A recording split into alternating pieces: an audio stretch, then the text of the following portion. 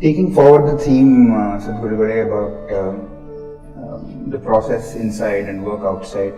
When we look around the country today, we see so many problems affecting our fellow Indians: poverty, discrimination on the basis of religion, caste, and inequality. And of course, when I look inside myself, also there are problems. I'm very far from having a good process. I'm definitely not a yogi. And so, what is the relationship between this work which I need to do inside and the work which I need to do outside? Can I do both? Do I need to do one before the other? How can I go about? Because I don't feel like accepting that I can do either one or the other. See, if you want to lift this tumbler, this amount of water, at least you need that much of strength, isn't it? You may not be a heavyweight lifter, but at least this much muscle you must have. Can I have water, please? Thank you.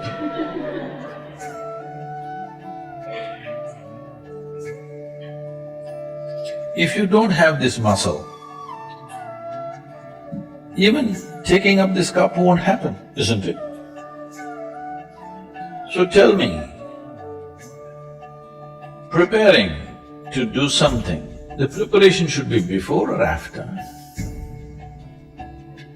A whole lot of people think their spiritual process, they will start after they're 70 years of age, when they're no good for anything.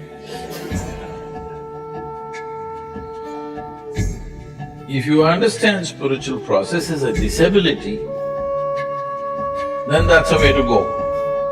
I see spiritual process as the greatest empowerment in my life's experience.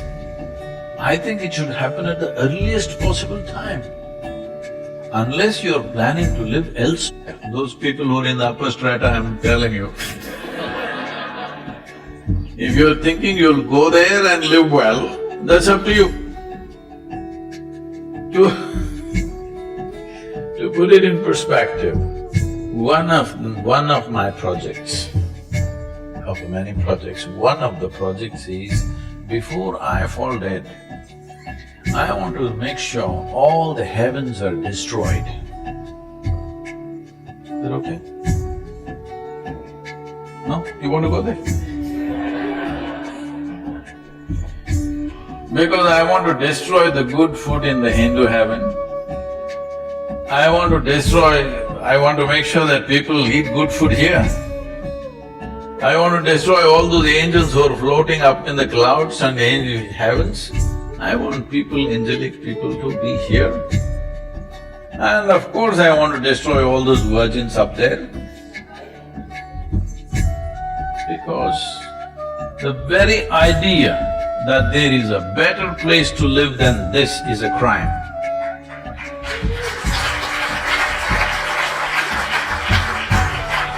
You want to make a hell out of this and go somewhere?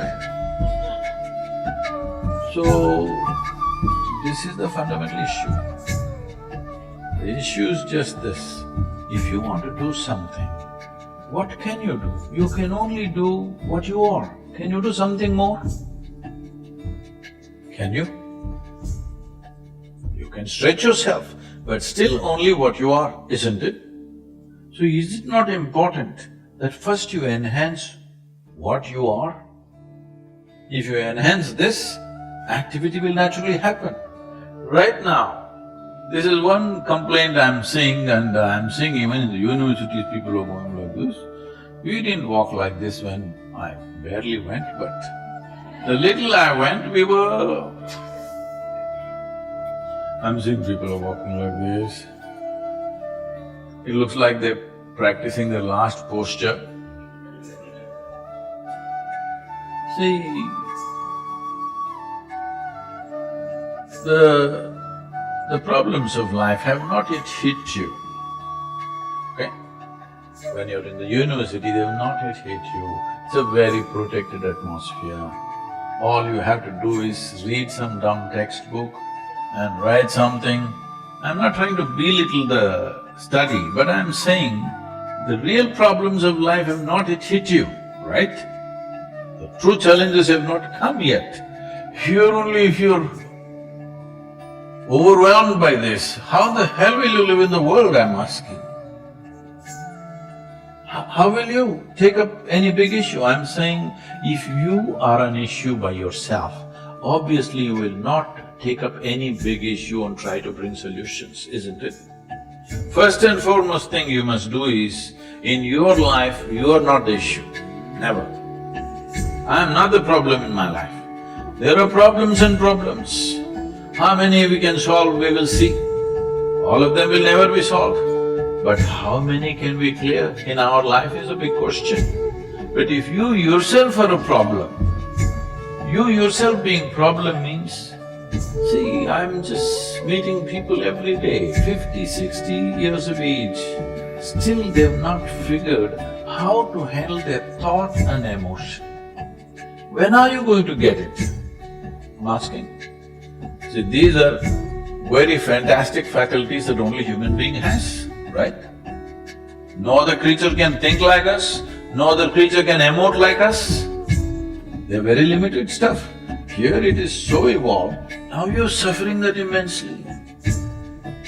If you don't learn how to handle your thought and emotion, you're already 30, 40, 50 years of age. When are you going to learn? Now, what is your lifespan? A million years, is it? I didn't know. What is the lifespan in Harvard University? Is it not very important that by the time you're 12, 15 years of age, you know how to handle your thought and emotion? Otherwise, you're a bloody issue all the time. You don't need any outside issue. You just leave people alone by themselves. They are a big issue by themselves. When you're alone, if you're miserable, you're obviously in bad company, isn't it? Hello? So if you don't settle this, if you step out, well, you will go about blundering and messing around all the time. It looks like you're working for a solution, but when you are a problem, you'll only spread problems. It may look like a temporary solution. This is the reason why after 1,000 years we're still talking about the same problems. Obviously we've not solved it, isn't it? After 1,000 years, if human beings have the same problem, that's very stupid, isn't it so? Only the phones are getting smart, sir, you know. Phones are getting smarter by the day. See, if you have to call somebody, he's very smart. When do you do that? When you find him smarter than you. Yes or no? Only then you say, oh, he's very smart. So when you call a phone very smart, it's a statement. So can I do these things both together? Because enhancing yourself is a limitless process. It's not a graduation that's going to be over at one time. But the fundamental is just this.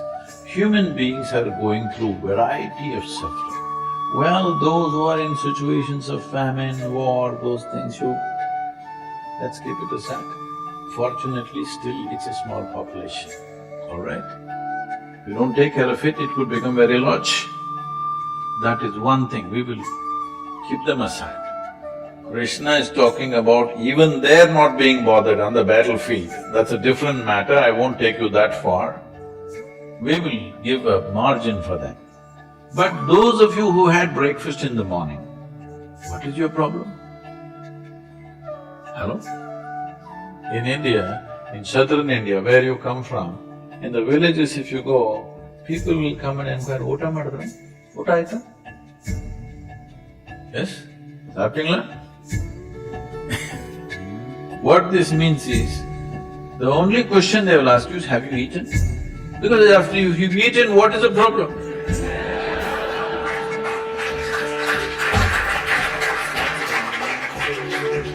No, for most human beings, if they've not eaten, there's only one problem, food. The moment they eat, they have 100 problems. So it is not that there are problems, it is just that you have a cerebral capacity that you don't know how to use. Yes? If you're alone and you're feeling miserable, what does it mean? Your intelligence has turned against you. Once your intelligence has turned against you, you pray and call whatever forces you want, no damn thing is going to work for you, 100%. If your intelligence turns against you, you are a finished case, isn't it? Huh? All kinds of sufferings on a daily basis. What do you think they're suffering? When is the last time somebody poked you with a dagger? Never happened to you, isn't it? So what is the suffering? You poking yourself all the time, endlessly? Of course you have good reasons for that. There's no reason, it's just dumb stupid, okay? Yes, it's just darn stupid that you're constantly poking yourself and you think it's being intellectual? Not at all. You just don't know how to use the sharpness of your intellect, that's all it is. Instead of using it towards a solution, you are making a big problem out of it. You think you're suffering life. No. You're only suffering the two most significant faculties of being human, which is a vivid sense of memory and a fantastic sense of imagination. This is what you're suffering. You suffer what happened 10 years ago. You suffer what may happen day after tomorrow already. What does this mean? This simply means you're suffering your memory and imagination. You have no contact with life because your psychological structure has become larger than the cosmic structure. This is your problem. This must be settled.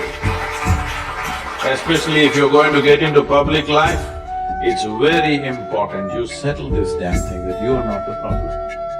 You're never the problem. Outside problems, according to our capabilities, we'll do our best, that's all there is. So basically we all know that at this age we get into a relationship, then we broke up. So there was one of my friend recently who broke up, and he was like, he asked me to give him some advice on how to move on and how to cope up with things. So being of the same age, I cannot advise him because I don't know how to move on. So my question is that how to move on after that situation?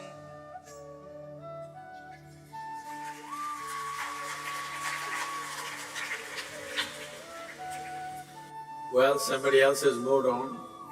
Even if you stay in the same place, distance will happen. See, let us understand this in terms of life. Not in terms of trend, not in terms of morality, not in terms of right and wrong, but in terms of life. When I say in terms of life, Azim, do you remember how your great 10 generations ago, how your grandfather looked like? No. But his nose is sitting on your face. Yes or no? Yes. So is it true that your body has a tremendous amount of memory? Yes. This memory is on many different levels. There is an evolutionary memory, there is a genetic memory, there is a karmic memory, there are conscious levels of memory and unconscious levels of memories, articulate and inarticulate levels of memories. But if your great-grandfather's nose has to sit on your face, obviously your body is carrying a very complex mechanism of memory, isn't it? Yes. So this body, if it is capable of such a complex sense of memory, you think it is not gathering memory with whatever you touch and feel and relate with? You think so or no? Yes. It does. So it is gathering an enormous amount of memory. This is how you know. See, how to go up the steps, how to go down the steps. It looks very simple, but it's not simple, it's very complex. Your body has to remember, otherwise it cannot go up and go down so simply. Well, today the sports people are talking about muscle memory, building memory into their system so that the sport can be executed at a certain level of efficiency. So this is not only for sport, this is not only for specific activity. Every day you are imbibing so much memory And this memory, if there is a certain kind of congruence to this memory, if there's a certain kind of cohesiveness to this memory will become productive. If there is a certain sense of chaos to this memory, if there is a certain level of chaos to this memory, then you may know everything, but this memory will work against you because it's contradictory and conflicting within itself. When you say a relationship and when your friend asks you this question, the question itself is coming because it matters, isn't it? Yes. If you didn't matter, you could have just forgotten about it and gone on like old pair of shoes. But it matters because you invested your thought, your emotion and maybe even your body. Once you've invested these three things, there is a profound sense of memory about that. If you create a lot of contradictory memory in your system, you will see life will tell later that you will have everything but you feel like you have nothing because it's confused and it's joyless, it doesn't have exuberance. It's very important young people understand the mechanism of what you have been given. If this was just a lump of flesh, you could have done whatever the hell you want with it. But this is a very sophisticated machine. If you treat it sensitively, it can do things in a phenomenal way. Otherwise, it'll do mediocre things. Suppose I gave you, let's say you know nothing about computers. I gave you, let's say, Apple Air. Have you seen this model? Very thin and sharp. I gave you this, but you don't know what it is. You took it home and started chopping cucumbers. It works very well. It works very well. But isn't it a tragedy that you're using a computer to chop cucumber? Nothing wrong with the cucumber, but something definitely wrong with you, isn't it? Hello? Yes. Something very fundamentally wrong with you when you do not understand the significance of what you have on your hands. All significant things will go waste. So, before not just other human beings, I'm saying before you touch, involve yourself in anything, you must see what is the level of involvement you wish. You must see where do you want to take this. You must also see what are the different impacts it will have upon you, whether this will work well for this life or work against this life. You must consider. Otherwise, you will become a loose life. Lose, I'm not using the word lose in terms of morality. I'm just talking about lose in terms of not able to fulfill the direction in which you wish to go in your life. Bringing some integrity to this, intellectual integrity, emotional integrity and physical integrity to your life is very, very important. Well, beyond that, if something goes wrong, you just have to understand when you came alone, when you were born you came alone and when you die you will go alone. Thank you so much.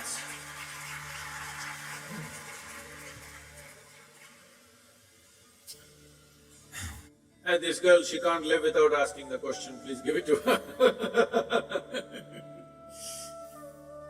Namaskaram, I am Shraddha Sadhguru.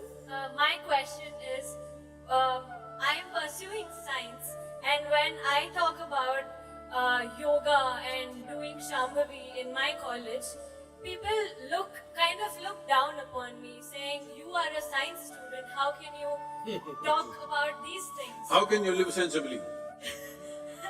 And so in my first year I used to feel very bad about it, but then I just left it. Now I have a question as to why there is such resistance in the youth about our own sciences. I mean, Indian sciences have been established by a deep understanding of everything. Why is there a resistance? And is it important that we convert this resistance into acceptance, or at least, tell them not to disregard it without having explored it in its complete sense? And if so, how do we integrate inner sciences into the current education system that is in place. Thank you so much.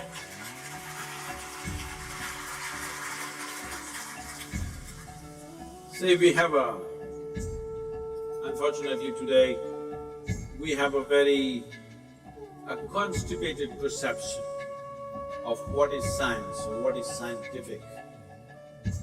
Essentially, the way the science or the scientific process is defined is, something is considered as a science if there is a systematic approach to it, and the approach should be repeatable, and the approach should work not just for me, should work for many people, then it is considered a science.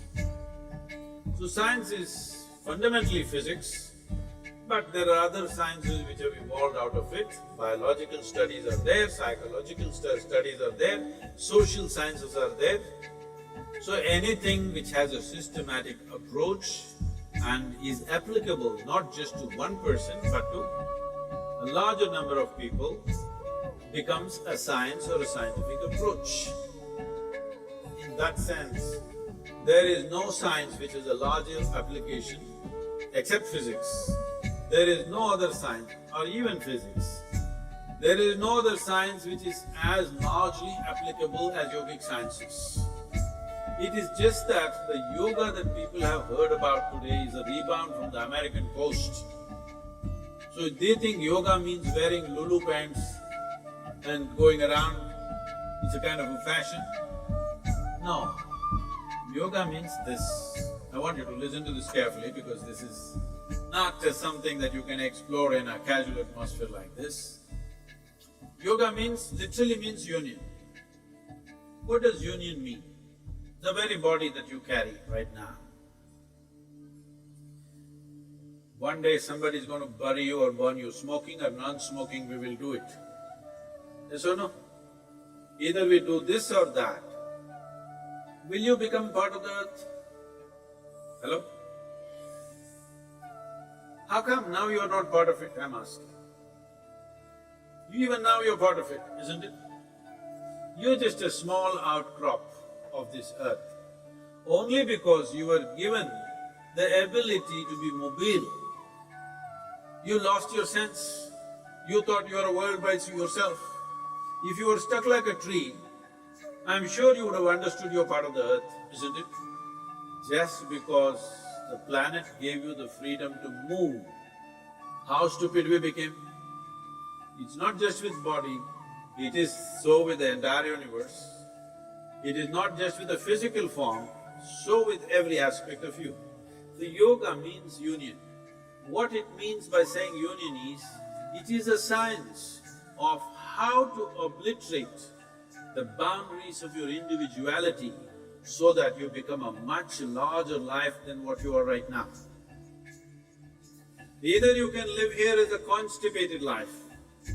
When I say a constipated life, constipation means it happens little by little. That's constipation. Hello? Right now for most people, life is happening little by little. You ask them, what are the great moments in their life? They say, when I passed my examination, I felt great, then I was miserable, then I found a job, I felt great, but then all the people made me miserable. Then I got married, it was really wonderful, then my mother-in-law came and she did it. She didn't come, she was there before your husband. She was there all the time, she was there before you and before you met. But like this it goes on, they will count 5 things where they had great moments in their life. This is a constipated life. That every moment of your life is not an exuberant outburst of life. It is once in a way something happens to you. Constipated or no? No, you must say yes or no. Do you want to live a constipated life? If you have to live an exuberant life, the boundaries of individuality have to go to whatever extent. Only then you capture a larger amount of life and you have a larger experience of life, a higher level of exuberance than what you normally see around you. Have you blown soap bubbles when you were at least young? When you were young? Did you blow… Did you blow soap bubbles? At least when you were children? So you got only this much big bubble, but somebody else got that big bubble. Same soap, but somebody blows this big bubble, yours is only this much. Why do you think? Hello? You also have a lung full of air, you also have soap, but one person gets this big bubble, another person gets this big bubble. Why do you think it happens? Because if you want to expand boundaries, what is important is not the desire. What is important is you need to capture that much air in that limited possibility. Then it becomes this big. Similarly this one. See, my body and your body are different. This is me, that is you. Till we bury, we don't understand, it's all the same earth. But right now, this is my body, that is your body, 100% clear. This is my mind and that's your mind, 100% clear. This can't be that, that can't be this. But there is no such thing as my life and your life. There is just life. How much life you capture determines the scope and scale of your life. Not how much information you capture. How much life you capture will determine the scope and scale of your life. So if this has to happen, you have to breach the concretized boundaries of your individuality and push it. When the boundaries are dissolved, then we say you are in yoga. If one experiences the dissolution, then we refer to that person as a yogi. Well, how far each individual is going to go is subject to various realities. But at least, should you not make an effort, a scientific and focused effort, as to how to reach these boundaries of individuality which we ourselves created? Hello? All your boundaries are created by you, isn't it? You create the boundary and you suffer the boundary. What kind of life is that? If nature created the boundary and you're suffering that, that's understandable. You create your own boundary because of self-preservation. In pursuit of self-preservation, you build walls. These walls of self-preservation will become walls of self-imprisonment. If you don't want that, you need yoga. Oh, should I twist? Should I turn? Should I stand on my head? No, yoga does not mean twisting, turning. You can breathe and do yoga, you can walk and do yoga, you can talk and do yoga, you can read and do yoga, you can sleep and do yoga, you can stand and do yoga, you can do yoga in whichever way. There is no specific activity, it's a certain dimension. What is the dimension? Unfortunately, once it goes to United States, they will reduce it into a specific activity and Lululemon pants you have to wear. Otherwise, no yoga.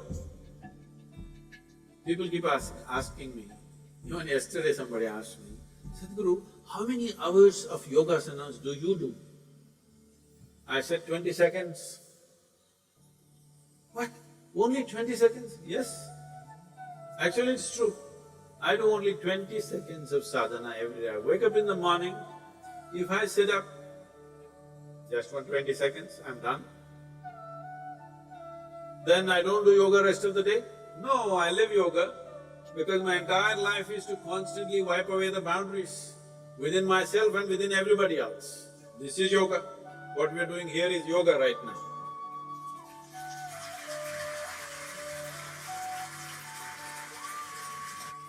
We'll be taking 2 more questions. So hello sir, myself Shudipto Das. So I saw one of your videos on what a 20-year-old should do in life. There you asked us to take a few days off uninfluenced by anybody and think what is needed the most for the universe. But also you added, keep aside the compulsions, to keep aside the things that are coming due to our immediate compulsions. So suppose my immediate compulsions are food, shelter, and like to get self-sufficiency. So how do I keep them aside and do something as important as say gender equality? Oh, what is that? What do you do about gender equality? If you don't do anything, the girls will prove they're equal. I feel that there should be gender equality, and in this stage of the world, such situation is not present. No, what I'm saying is you don't have to do anything about gender equality. If you don't mess with the girls, they will prove they're equal.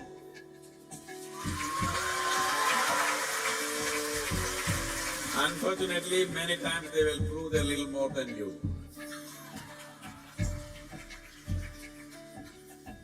No, I don't know how these two things are linked, but you're talking about what I said, that before you take major steps in your life, you must move to a place where you're not influenced by your peers, by your elders, by your parents, by your teachers. Spend some time upon yourself. What is it that I want to do with this life? This life. Do not understand life as job, food, profession, this, that nonsense. This is life, isn't it? Hello? You are mistaking the accessories of life as life, unfortunately. Today if people say, my life, we are supposed to understand they're talking about their car, they're talking about their home, they're talking about their wife or husband, they're talking about their dog. No, this is life. These are all accessories of life. Once the accessories of life become more significant than life itself, oh, you're finished, okay? Whatever you do, you'll be messed. So I said withdraw from all the influences that you have, spend at least a few days upon… if you think you're a worthwhile life. If you think you're a worthwhile life, it deserves attention, isn't it? This life deserves attention. You spend a few days looking at, if all these people are not there telling you 1,000 things as to what you should do, what is it that you really want to do? You must look at it, isn't it? People come to me and tell me, they've been married for 35 years. Sadhguru, I knew I made a mistake with this marriage. Then I asked, is it really? Then how did you get these 3 children? Marriage was a mistake, you should have stopped right there. How did 3 children have… No, Sadhguru, you know, I know how that happens. But then how did you build this big house, this nonsense and all the things you're beginning to suffer now, unfortunately. You're not enjoying them, you're suffering them. So how did you do all this? No, Sadhguru, you know, mistake, mistake, mistake, mistake. Why you're a serial mistake? Because you don't stop and look, what is it that this real life really cares for beyond social pressures, beyond teachings, beyond all kinds of diktats that come from everywhere. What is it that this life wants? Every human being must look at it. Every human being must look at it. It's everybody's right to look at it, beyond all the pressures.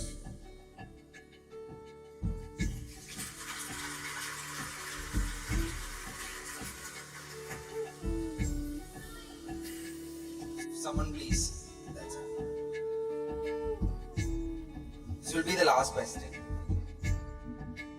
Namaskaram, Sadhguru. I'm Lavanya. I'm studying economics honors first year. I'm from Hyderabad. Despite being surrounded by so many people, we still lack that feeling of belonging to somebody, being accepted by somebody, being loved by somebody. How should we deal with that discontent and loneliness? ఏమండి హైదరాబాద్ నుంచి వచ్చి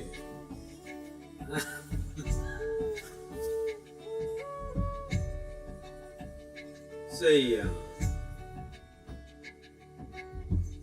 you must understand this. Right now in these 2 hours, you're speaking 2 different tongues. On one level, many questions are aimed towards, how can I be free from this and that? Another level, you're asking, how can I bind myself to something or somebody? You must decide. What is the highest value in your life? Freedom or bondage? Please, I would like to hear that word. Oh, freedom. But if you are free, you feel lost. If you go into the mountains and you're totally free, that is, nobody around, nothing around, you just in the empty space of the mountains, you don't feel free, you think you're lost. So to handle freedom, it needs a certain clarity and strength. Most people cannot handle freedom. They are always trying to bind themselves, but only talking, mouthing freedom all the time. If you really set them free, they will suffer immensely. So this is an evolutionary issue. In the sense, human beings are right now like this. A caged bird, if you keep a bird caged for a long period of time and then one day you took off the door of the cage, still the bird won't fly. From inside it will protest that it's not free, but it will not fly. Human condition is just that. For all other creatures, nature has drawn 2 lines within which they have to live and die, and that's what they do. But only for human beings, there's only bottom line, there's no top line, and that's what they're suffering.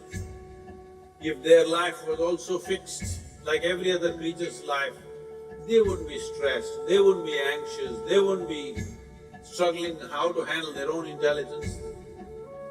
And that is what you're seeking unknowingly.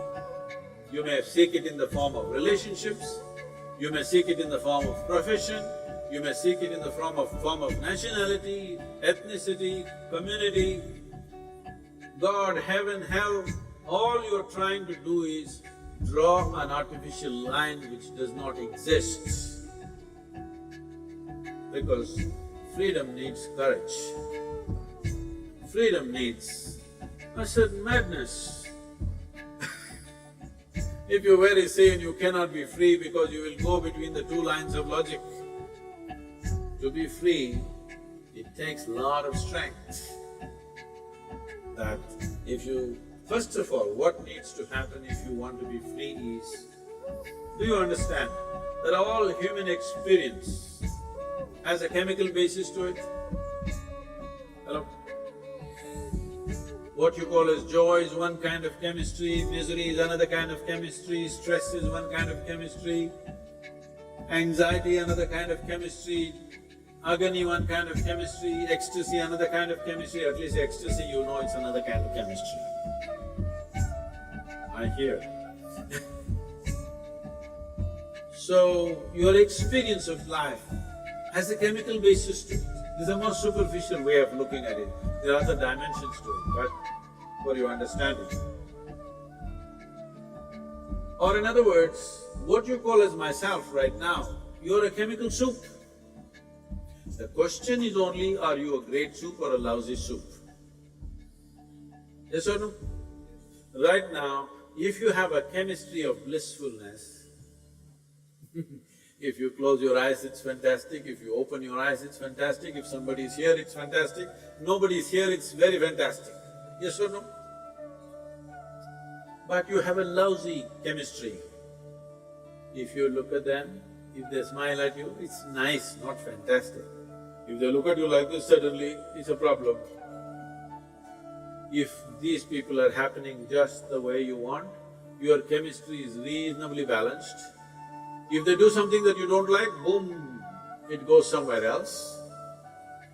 So essentially, You have not looked at this mechanism, what is the basis of this, how it functions, how I can make it function at its highest level.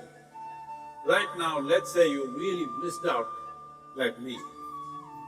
Do you care who is around, who is not around? If they're around, it's fantastic. They go on, fantastic.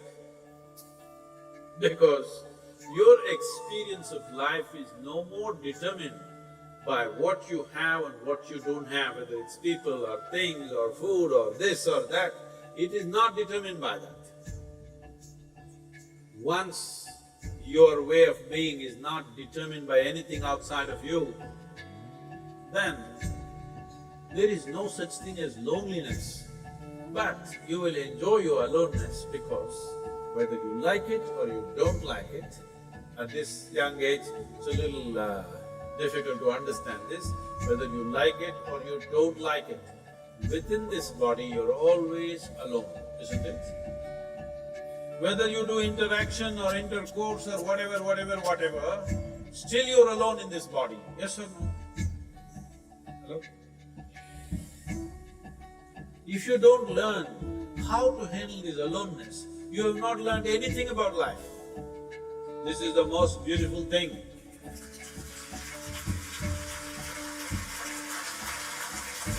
The most beautiful thing about life is nobody can get here, it's just my space.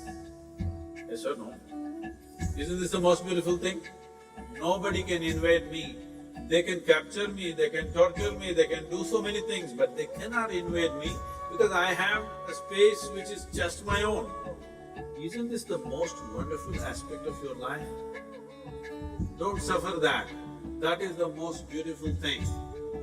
Oh, but you want to pine little romantically and enjoy that, what? What are the songs, the popular songs? Pining for somebody. Without you, I cannot exist. Most of the songs are that way now. Sing one song, no? Older ones, older ones. Horrible at singing. Huh? Horrible at singing. Just tell me the words, I will sing. हम तेरे बिना रह नहीं सकते, तेरे बिना क्या वजूद है मेरा। You sang it to me? Okay, got it. Sri Ram is a singer. Say Ram. That song, what is he saying? हम तेरे बिन अब रह नहीं सकते, तेरे बिना क्या वजूद मेरा। See, all the boys must learn songs like this, otherwise you can't floor the girls. But the girls should understand the guy has a need and he's doing this, it's not really true, but let's enjoy the game right now. Because what we do is just a certain game, life is, because it comes to an end. But the important thing is, how are you within yourself? If you are here in such a way that you are only driven by your needs, you will live a very meager life. But if you can sit here without any need, but you will do whatever is needed, then you will live a magnificent life. It's my wish and my blessing. Every one of you must have a fantastic life. Make it happen for yourself. A significant population in our world identifies as religious. And they do so for a number of reasons. Some of them state it's for peace or a way of life or some direction.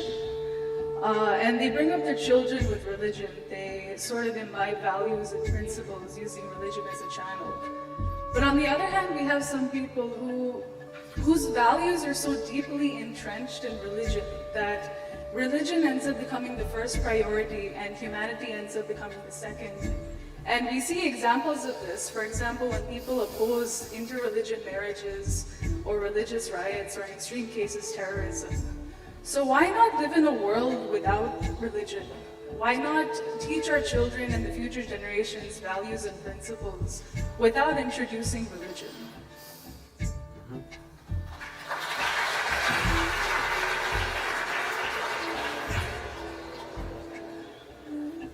see the question is popular.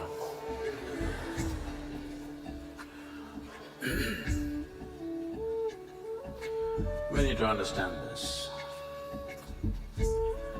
A human being has many dimensions to himself or herself. In these various dimensions of who we are, I will not go into all aspects of it. One fundamental dimension is, doesn't matter where you are in your life, you want to be something more. Right now, you will be thinking, if I just pass my examinations, that's good enough. But the moment you pass, you know it's meaningless. You want to find a job. The moment you find a job, you know that's meaningless, you want something else. It just goes on like this. Doesn't matter where you are, you want to be something more. So to address this longing for a human being to continuously expand, people have found various kinds of solutions. These solutions over a period of time have gotten concocted into all kinds of philosophies, ideologies, belief systems, and become variety of what you may say as religion. But essentially, it is this longing that people want to expand, they don't know how, and each one finds their own way.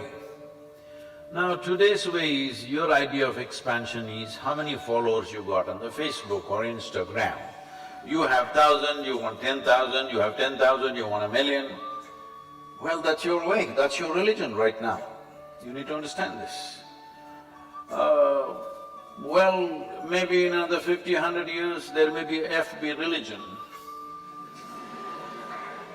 I'm saying if it gathers enough following, it becomes that. It is for this reason, in this culture, we created a mechanism, which unfortunately, today there are some issues, but I wanted to look back and see. In this culture, because people need an icon to look up to aspire for as the highest quality in their life. For this, we created what is called as deity. I want you to look at this with an open mind, not with the narrative that's going on in Chennai, okay? They created idols and deities. You must understand this. There are approximately 33 million gods and goddesses in this country. And this happened when our population was that much. That means each person had his own deity. See, if you have one deity, you have one deity, you have one deity, there's no quarrel, isn't it? If you three together have one deity and I have another one, now there's a fight. I have my own, you have your own, she has her own, he has her own. What's the problem? Hello? So we call this Ishta Devata. That is, you can create your own god. This is the only culture on the planet which has been conscious that God is our making for our needs, according to the needs that we have. We want money, we have one kind of God. We want peace, we have another kind of God. We want security, we have another kind of God. For every need, we created a form. One thing is, it may be on one level, it's just a psychological process. On another level, there is a science to this, that we created certain energy forms which would function in a certain way. If I say this, unless I go into the entire science of it, there'll be many gaps and there'll be many questions which pop up. But the moment this gets endorsed by the Western world, questions disappear in most educated people's minds, unfortunately. Hello? It must get endorsed by the Western society, then suddenly it's perfect. Nobody asks any question, so let me endorse it. Man from Tamil Nadu, name Ramanujam. You heard of him? Ramanujam? Yeah. Did not get any PhD in mathematics, did not go to any big college, just simply started pouring mathematics. If he was here, by now he would have vanished. You would not have heard of him, please know this. He went to England, That's the thing. He went to England and there they were flabbergasted. How does this mathematics come? From where?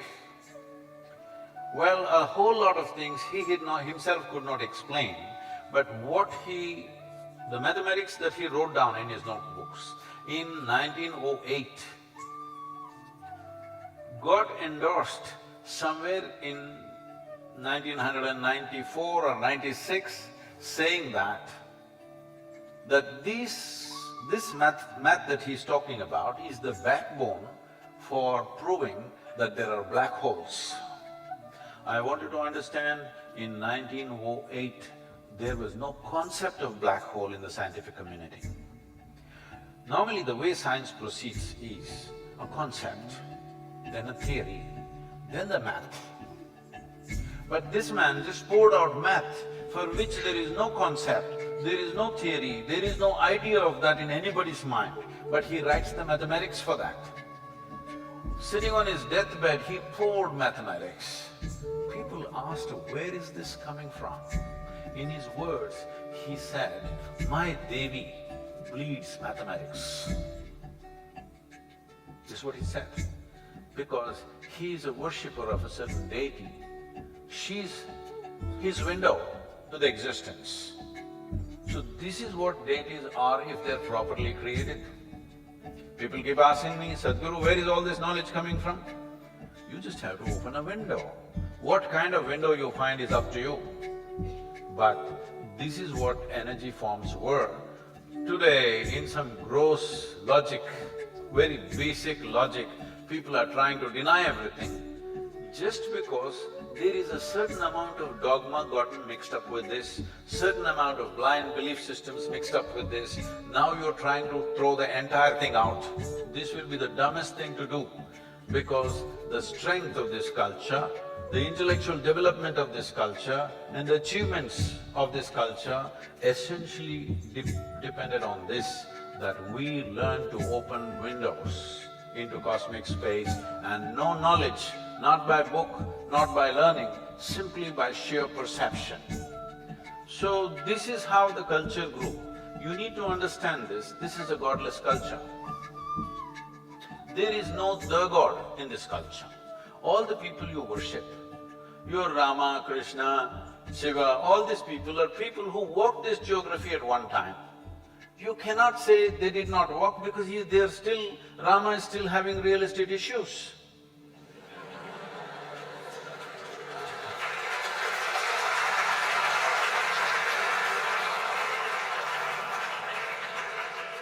And all of them, they did not fall from the sky, they did not appear somewhere. No, they were normal birth for their mothers, they grew up, they went through the trials and tribulations of life, more drama than what happens in your lives, all kinds of struggles.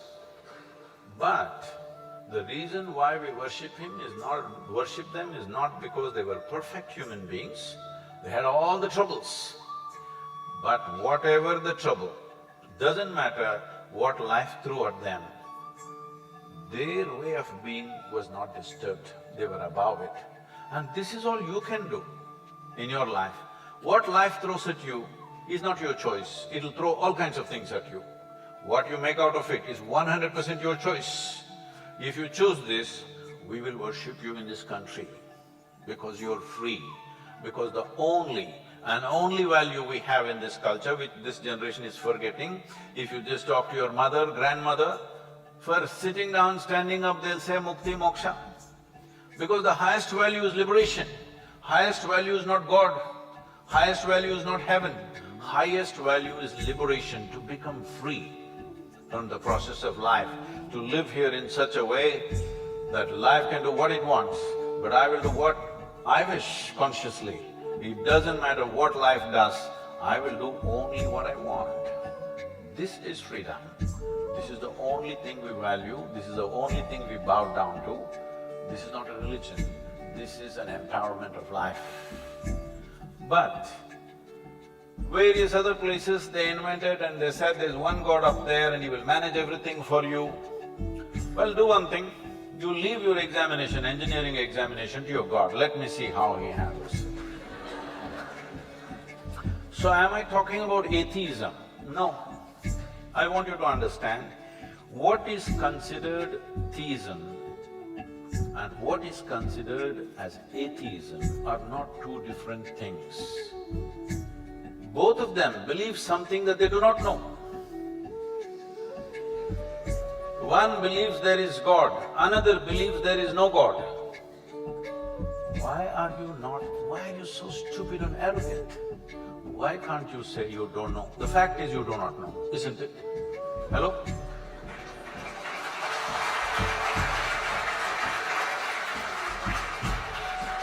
Why is it though so difficult for a human being to say, I do not know? I do not know is the greatest possibility in your life. The moment you say, I do not know, the longing to know, wanting to know, seeking to know, and the possibility of knowing becomes reality in your life. Everything you do not know, you believe. You become dead when you're alive. Yes. If you believe something, the advantage of believing something is you get confidence. Confidence without clarity is the greatest disaster that is happening on this planet right now. When there is no clarity, there must be hesitation. Hello? Yes or no? Confidence is not a substitute for clarity. Unfortunately, religions in the world, even all the other kinds of philosophies, I believe in myself, not God anymore, I believe in myself. You trying to build confidence instead of sharpening your clarity. Confidence is not a substitute for clarity. Confidence without clarity is the greatest disaster that human beings are unfolding on this planet. See, suppose I want to walk through you, but my vision is not clear. I must at least be hesitant and seek help. Please, can you help me? No, I'm confident. What'll happen? I'll step on everybody's face. But that's what they're doing. Those who are confident without clarity are stepping on everybody's faces and they're super confident because they're going to heaven. Hello? See, those who believe that there is a heaven, in their mind, if there is a heaven, they must proceed today, isn't it?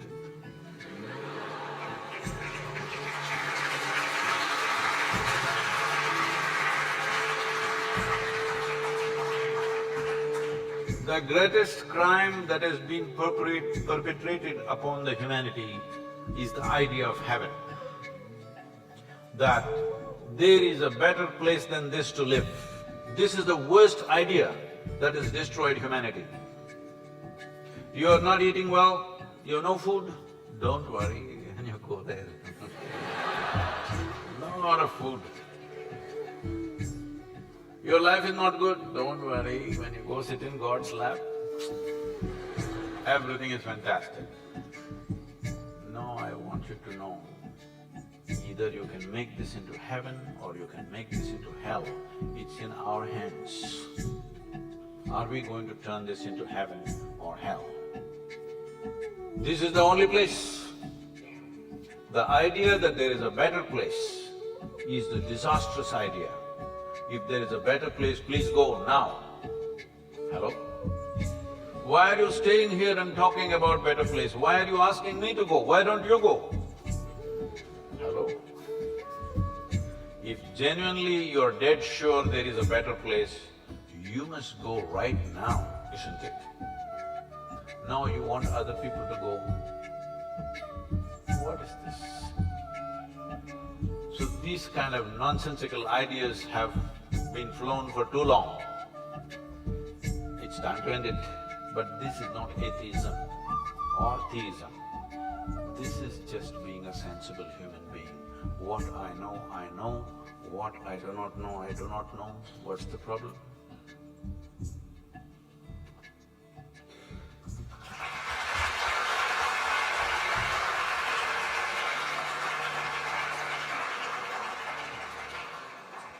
According to our medical standards, ideally there should be one doctor for every 1,000 people. But in India, it's about half. That is about every 2,000 people have one doctor. Despite this disparity, most of us dream of going abroad and living in the comforts of the West. Sadhguru, what are the changes we should bring at both the national level as well as in the medical field to control this brain drain and talent drain in the country? I would treat these two things, the first part of the question and the second separately. Every 2,000 people need one doctor, I don't like that. You're saying there's not enough? Every 1,000 you need one, is it? Oh, I don't like that at all. I would like every 5 or 10,000 people has one doctor. That means they're healthy.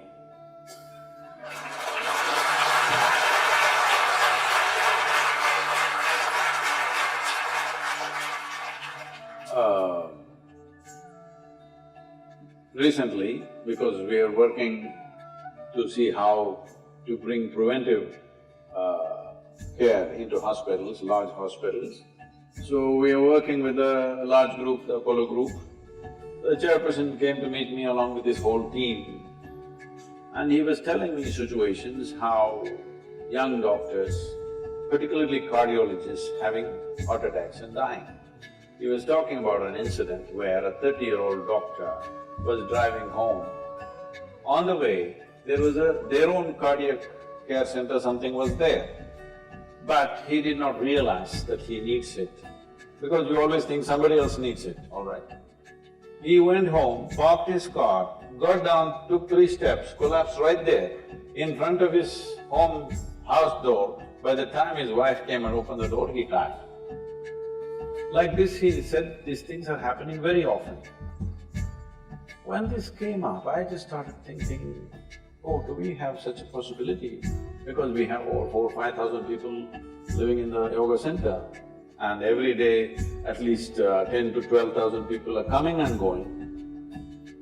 Then I looked back and saw, we've not had a single heart attack in the last 27 years. Nobody died.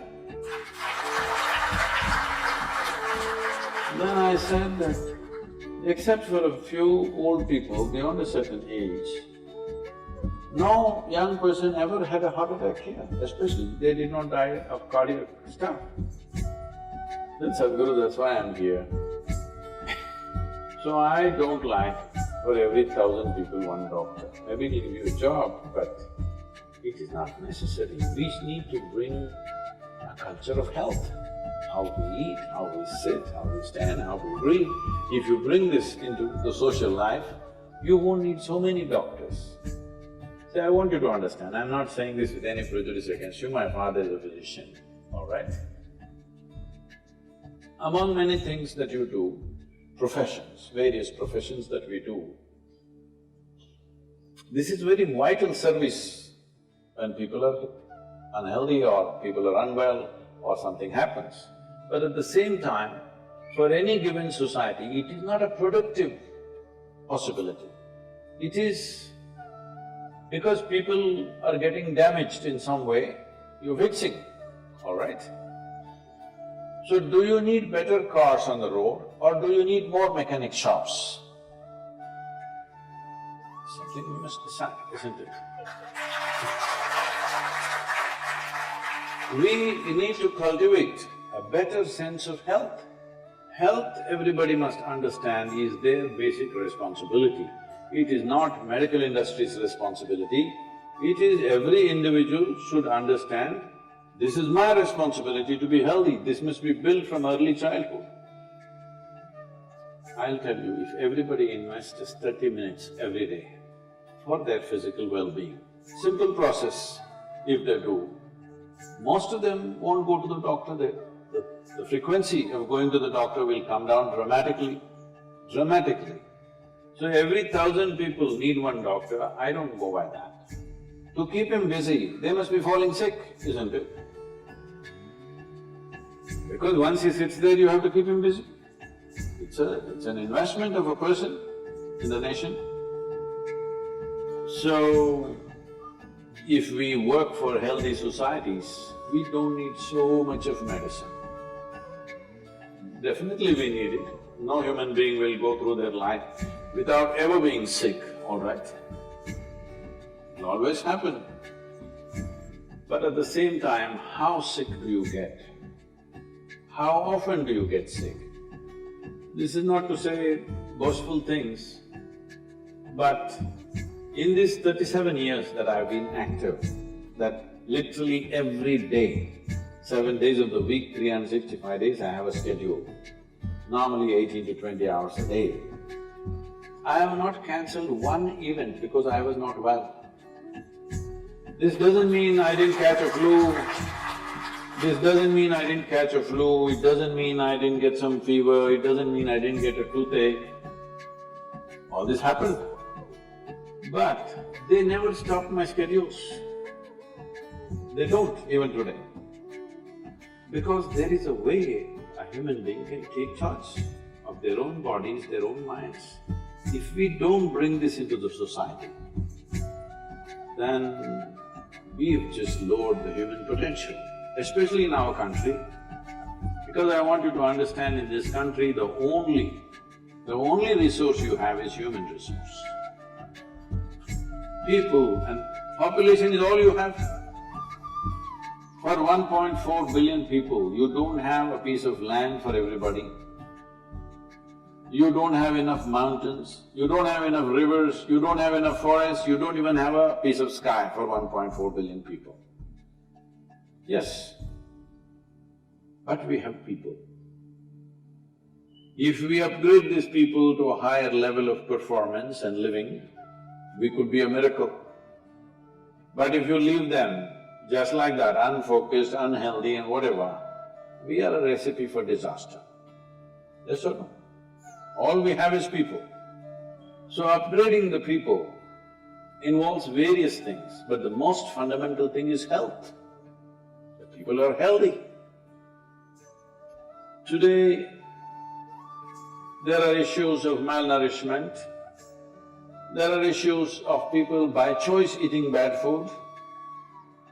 Above all, one of the biggest problems with India is they are not physically active. There is no culture of fitness. Most, every year we trek in Kailash, 35 to 40 Indian tourists die every year because of altitude issues. I take the largest groups. We have literally 17 or 18% of the Kailash yatris who go there. From Isha, that many people go there. But we don't have a single casualty because we make sure people are in a certain condition, certain practices are taken care of, certain discipline is there. Today, because of constant year after year Indian people dying, the Chinese government put a new rule last year saying that Indians over 70 years of age cannot visit Kailash anymore. But if you are an American, you can go, if you're a German, you can go, if you're an Australian, you can go, if you're whatever else, you can go. Only Indians over 70 cannot go because Indians just die. How's that? It's a statement on us, how we are. So especially those of you who are into becoming doctors, first and foremost thing is you must exude health. If your patient sees you, you must look radiant and healthy, isn't it? You are only… She was telling me, why are they all sitting like this? She said, no, we are medical students, we are supposed to be serious. If somebody comes and tells you a patient is serious, how do you understand? That they are on the way out. If you are serious, what does it mean? Same thing. Hello?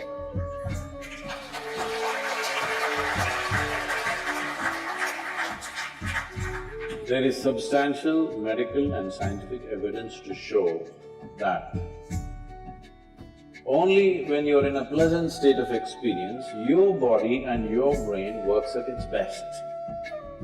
And for the sake of people who become your patients, so that they don't turn into your victims, it's very important that your body and your brain works at its best. Hello? It must work at its best. For this, it's very important. If you sit here, you're peaceful and joyful by your own nature. This much you must do for yourself. Before you touch somebody else, if I want to touch you, my hands must be clean, isn't it? Huh? So simple, humanity. Before I touch somebody else, my hands should be clean. So before you talk about other people's health, you must be an emblem of health. You must do this to yourself. It's very, very important and it'll make a world of difference for the people that you treat.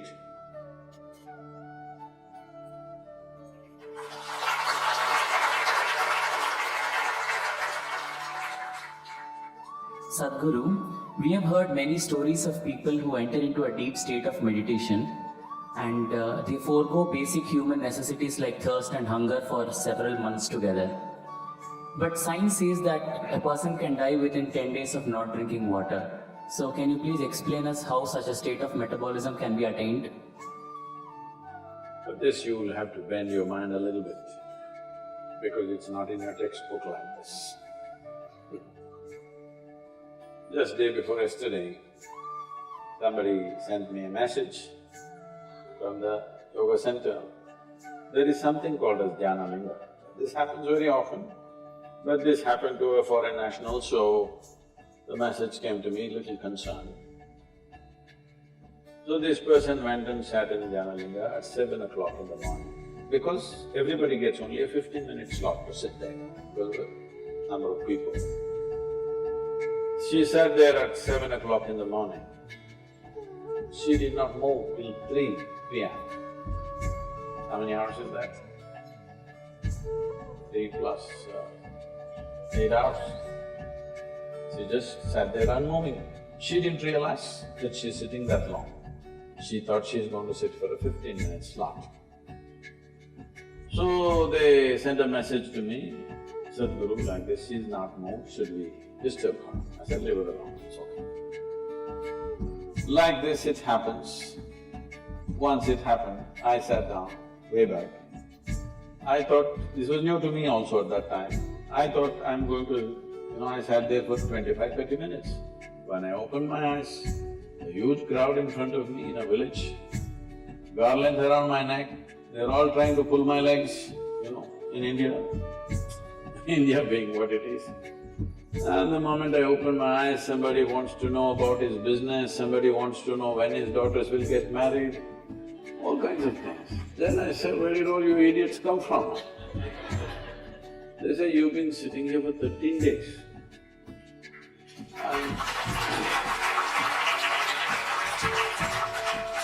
So, what happens in the system? That's what you're asking. See, right now, I'm speaking. If you check my pulse, it's somewhere around 55, 58 in that region. If I simply sit quietly, it'll drop below 40. If I simply sit down and I'm doing something without interaction, talking, moving, if I simply sit, it'll drop below 40. Now this is at ease. This will not build any unnecessary friction inside. So the amount of energy it consumes is very low. All of you medical students, you know this, 20% of the energy in the body is consumed by your brain. Though it is hardly a pound and a half at the most. So, this much body is consuming 20% of the energy. This much body is consuming only 80%. If you compare this and this in weight, what, it's 50 times more, much more. So, you must understand, if you keep your mind in a certain way, the amount of extra energy that you have is enormous, because you're not unnecessarily consuming, wasteful usage of energy is not happening. This is true with every system. Whether it's a car, whether it's a machine, whether it's anything, how friction-free it is running, that much energy will come down, isn't it? Anything that's happening with big friction will consume enormous amount of energy. So, physiologically, psychologically, energy-wise, if you bring friction-free function of your system, metabolism will drop and you will function very efficiently, because when you want to pitch it up, you have a whole range to pitch it up. When you want to lower it, it's there. Right now, the range that most people are carrying is very, very small. If you push them into activity, they will get totally tired out. If you don't, if they have nothing to do, they will freak. If you have nothing to do, you freak, isn't it? So in this condition, it will not go down. Now, everything that you consume is higher simply because you're at a higher RPM, that's all. Within 3 days, we can teach you a simple form of meditation which will bring down your metabolism by approximately 24%.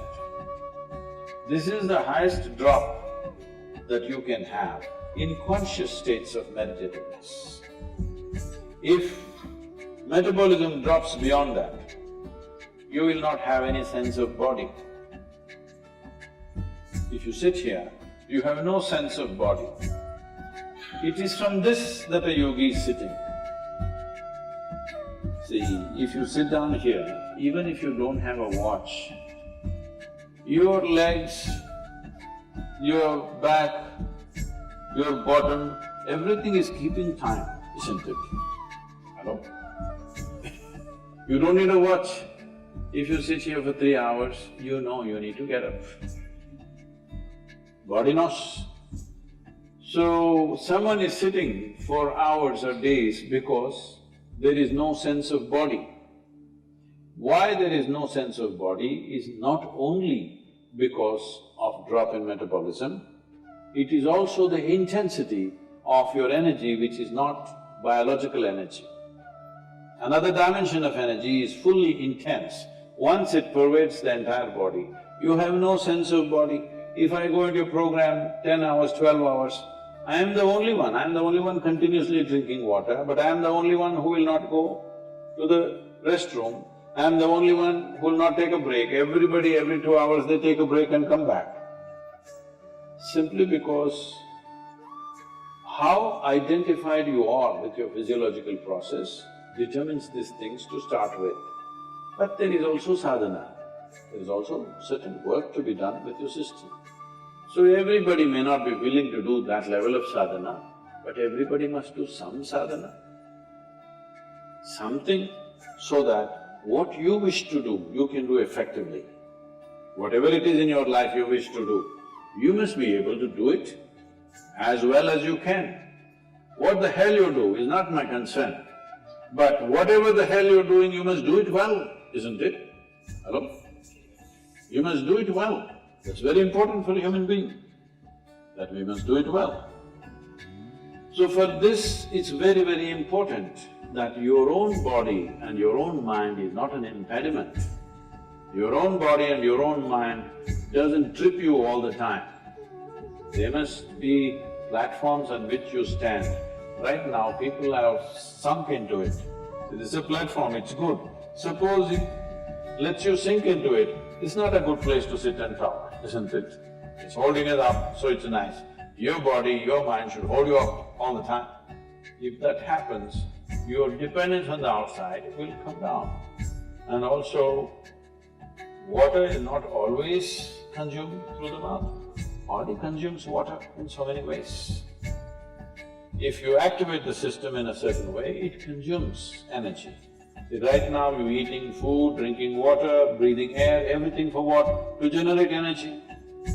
But science has clearly proved to you there's enough energy everywhere. So if you're able to take in energy as it is, if you're able to imbibe energy, how is this possible?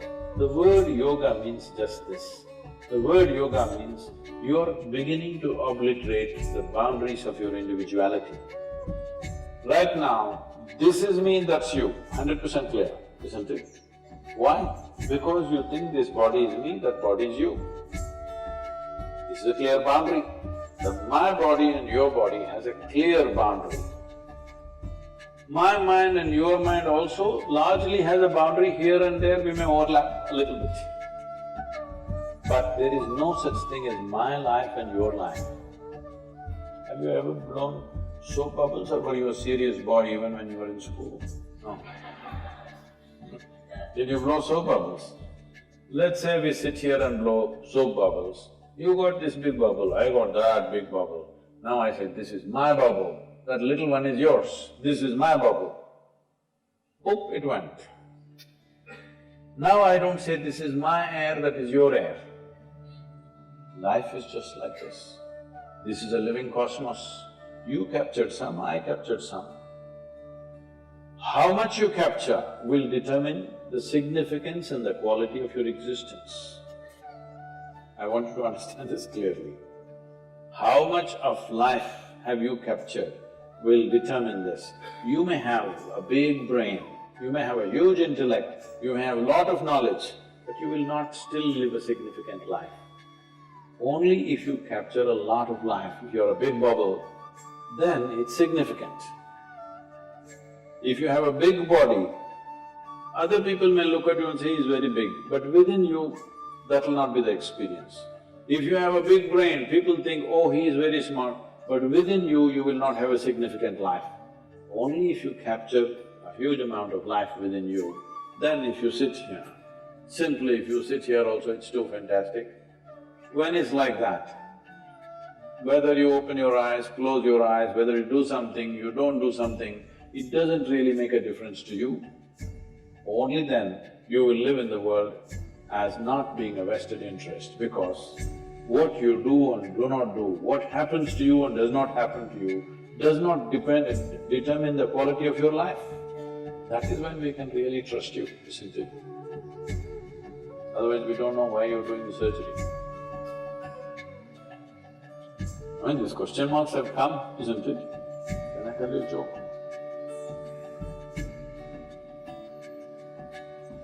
A man went for a surgery, he needed a surgery, so he went to the doctor. Doctor said, this is in United States, so doctor said it'll cost you $36,000.